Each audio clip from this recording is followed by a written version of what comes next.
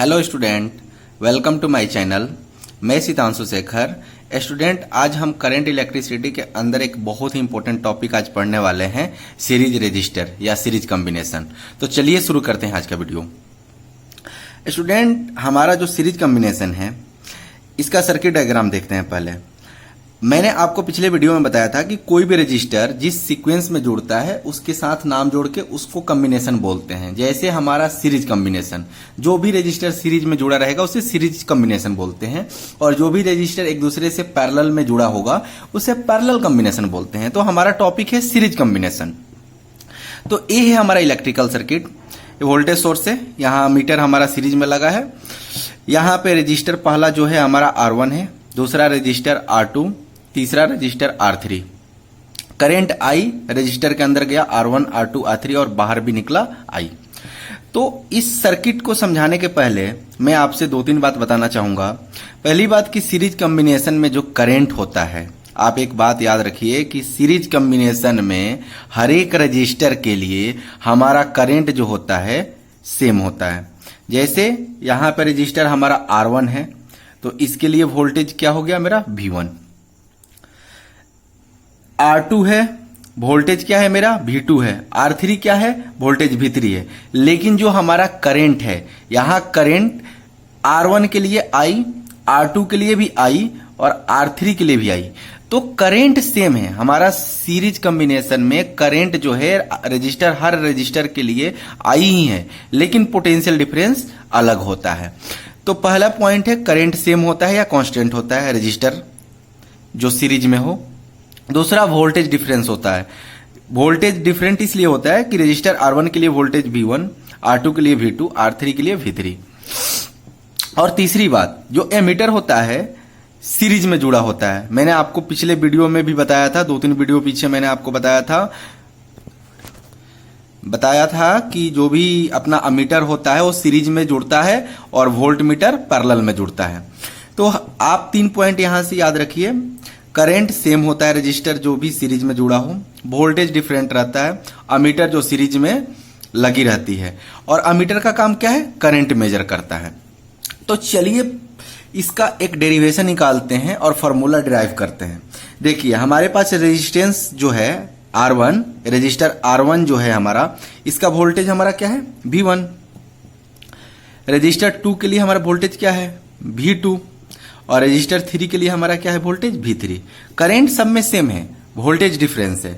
पहला रजिस्टर के लिए वोल्टेज V1, दूसरे के लिए वोल्टेज V2, तीसरे के लिए वोल्टेज V3।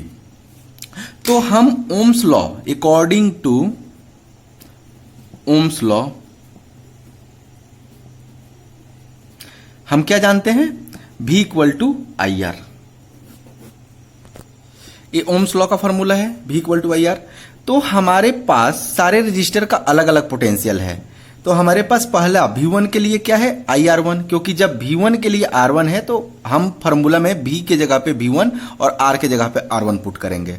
V2 के लिए IR2, V3 के लिए IR3। अब हम क्या करेंगे, टोटल वोल्टेज लिखेंगे।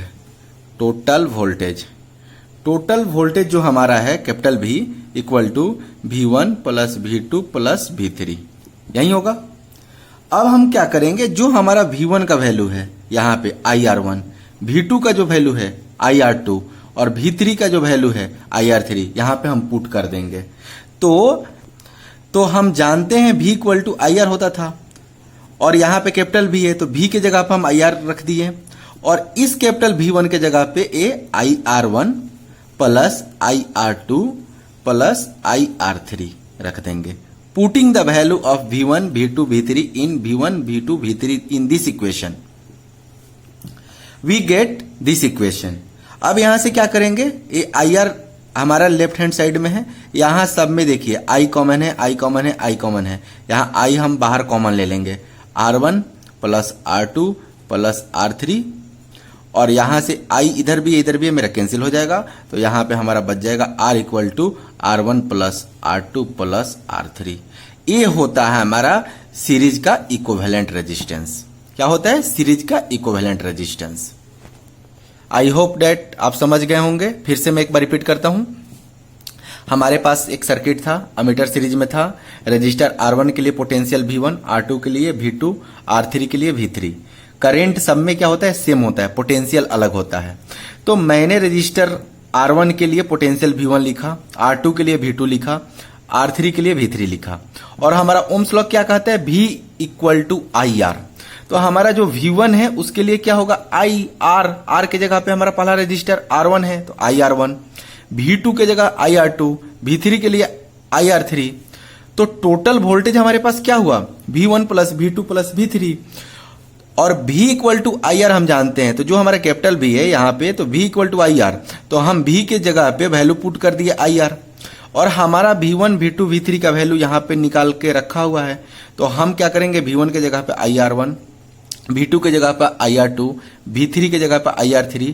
जब वैल्यू हम पुट करेंगे तो इधर भी IR है और इधर पे IR1 plus IR2 plus IR3, दोनों साइड II कॉमन है। और हम जब II कैंसिल करेंगे तो हमारा फॉर्मूला लास्ट में आ जाएगा R equal to R1 plus R2 plus R3। ये जो होता है हमारा, ये सीरीज का इक्विवेलेंट रेजिस्टेंस होता है। क्या होता है, कभी भी हमारे सीरीज में resistance R1, R2, R3, R4 up to dash dash जितना भी सीरीज में जुड़े रहे, तो हम उसका इक्विवेलेंट रेजिस्टेंस कैसे निकालते हैं, R equal to R1 plus R2 plus R3 plus जितना हो, यानी कि हमारा सीरीज इक्विवेलेंट रेजिस्टेंस, ये फाइनल हमारा रिजल्ट है।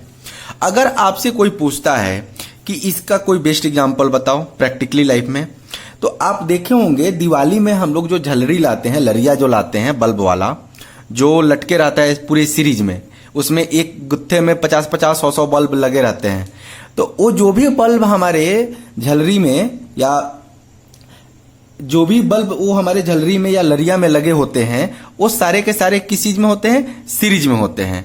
तो सबसे बेस्ट एग्जांपल क्या हो गया आपके लिए, कि जो भी दिवाली में हम वो बल्ब वाला लाइट खरीद के लाते हैं, वो जो भी लगे रहते हैं बल्ब, वो सीरीज में लगे रहते हैं। तो मैं होप करता हूं कि आप शायद इस टॉपिक को समझ गए होंगे। सीरीज कॉम्बिनेशन का स्टैंडर्ड फॉर्मूला हमारा आता है R equivalent equal to R1 plus R2 plus R3। यही होता है हमारा सीरीज कॉम्बिनेशन, जिसमें करंट सेम होता है, वोल्टेज सेम होता है। ठीक है, आज के लिए बस इतना ही, मिलते हैं अगले वीडियो में। Okay, bye bye.